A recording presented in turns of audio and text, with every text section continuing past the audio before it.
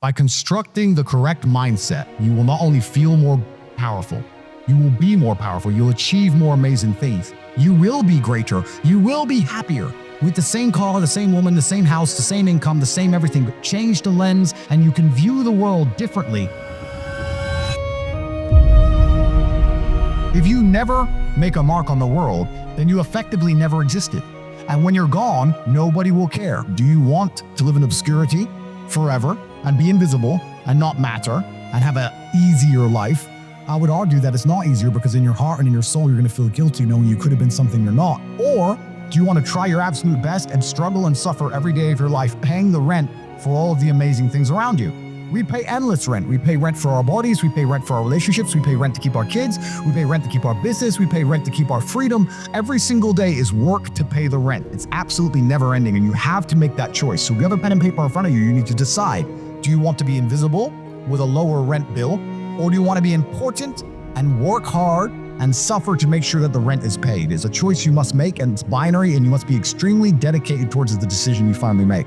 If I love a woman, I want to protect her. I want to give her things, and I want to make sure she is safe. This is how I feel naturally. It's my natural inclination. Another thing you should be doing is trying your very best to help people, to give to other people. You have enough money to give some away. You have enough time to take 10 minutes out your day and help somebody who is worthy. Don't be used by users and losers. A lot of people go through life with a very average attitude, and they wait for their one big break. But you have to build your big break, and you're going to do that with 1,000 tiny victories. By constructing the correct mindset, you could be in the exact same scenario you're currently in, living the exact same life with a different mental model in which you view the world, and you will not only feel more powerful, you will be more powerful, you'll achieve more amazing things. You will be greater, you will be happier.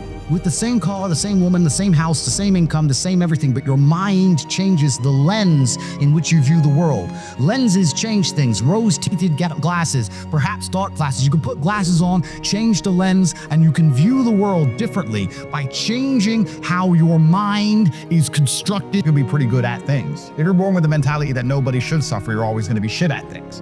I understand I was born to suffer. And truthfully, I mean, I'm very, very blessed with my life. A lot of people have said to me, you're under stress. Like, how do you deal with it? How do you smile? This is nothing compared to the suffering I could. Is it hard? Yeah, not really. I don't know. I was built to suffer. I wake up every day and go, what's on the menu? Let's go. And I'm so used to it.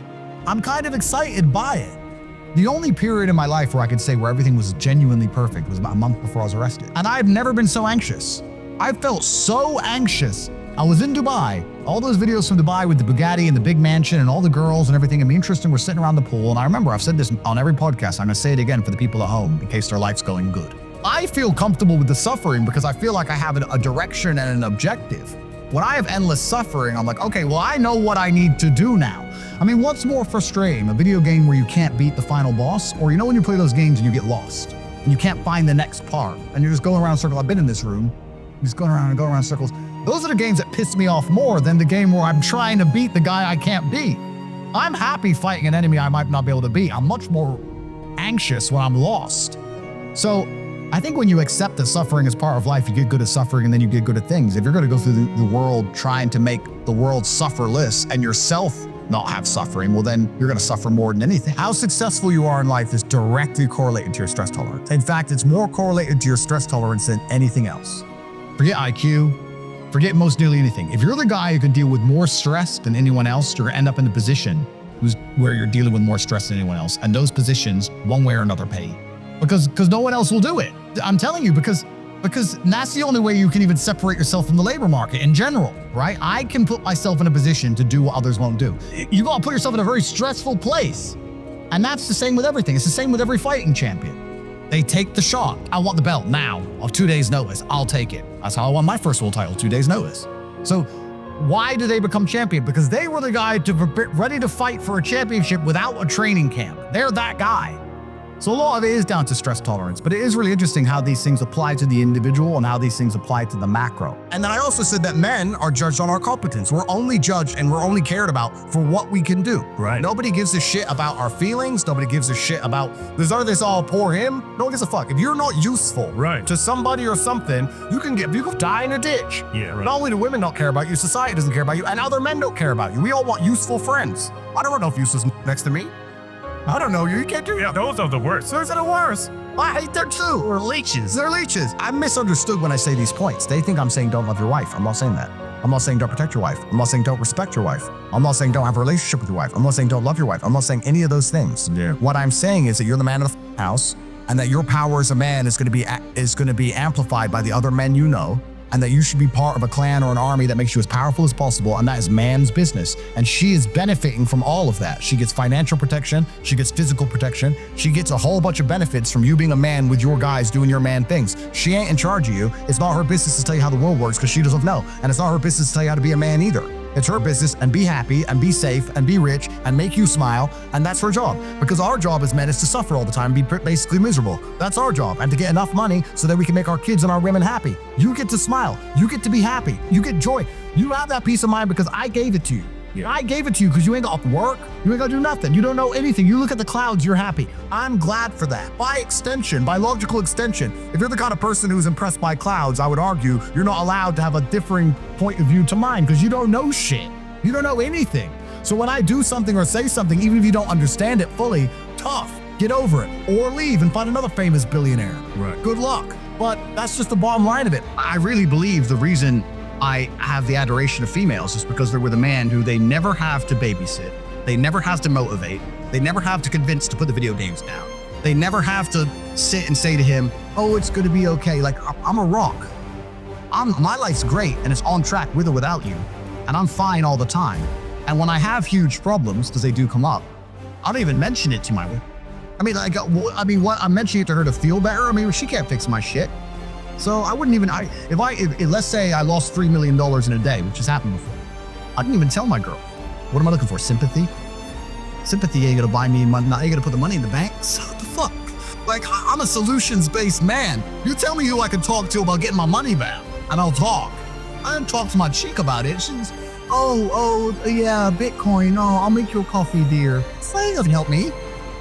So I don't turn to people for support or comfort. I don't. And I know that makes me extremely rare as an individual. And it's not something I'm not trying to brag or put on like a brave face and be a tough guy or something. It's just not how I'm conditioned. I believe that all of my problems are going to be fixed by me. That no one else is going to wake up and give a fuck about my problems the way I'm going to give a fuck. Nobody else is going to be prepared to go through what it takes to fix them but me. If I'm in the ring getting an ass kicking, not my coach, not my corner, not my fans, no one's going to get me out of there alive but me. It is me. So I turn to myself. If I have a problem, I'll sit in silence on my own. I'll turn to Andrew Tate and he'll get it done. The moral arc of the universe bends towards balance, you know? That you get what you deserve and you don't get what you don't deserve. Call me sentimental, but it's a nice way to look at the world. The bad things that happen to you, you deserved them because you fucked up. The good things that happen to you, you deserve them too because you earned them. Because you earned them. Because you worked for them. The only way out is shit. And you come out covered in bruises, scrapes, bumps, scars, you name it. You gotta fight through the brambles. The only way out is hard work. That's the only way out. You people deserve to be poor. Guys, karmic retribution. Hello, full circle. You can't escape the hard work. You try to escape the hard work, you get crushed like a pancake. The only way out is hard work and dedication. If you had a job and you were actually working, you would have something built. Even half the house is still a house. So none of you have done any work in years. The people who have dedicated themselves to have cash flow, to be paid cash money every month, will now have money. And the people who were sitting on their bags are here to be replaced. We're going to lose. You're going to be replaced financially by the people who were working, because it is hard work and dedication. That's the only way out. There's no light without dark. Every positive has a disadvantage. and there's always good and bad to everything. You are always at the same level of contentment. It's kind of like, as a man, you're at a certain level of contentment with who you are. Some people are super depressed and some people are super happy. But I'm no more or less content than I was when I was a struggling fighter who couldn't pay the bills. But you're happy with who you are, and you're doing your best, and you have a certain mindset, a certain happiness level. And then you may transgress through the world of finance and global stardom, etc. But you get there, and then you have all the disadvantages that come with that.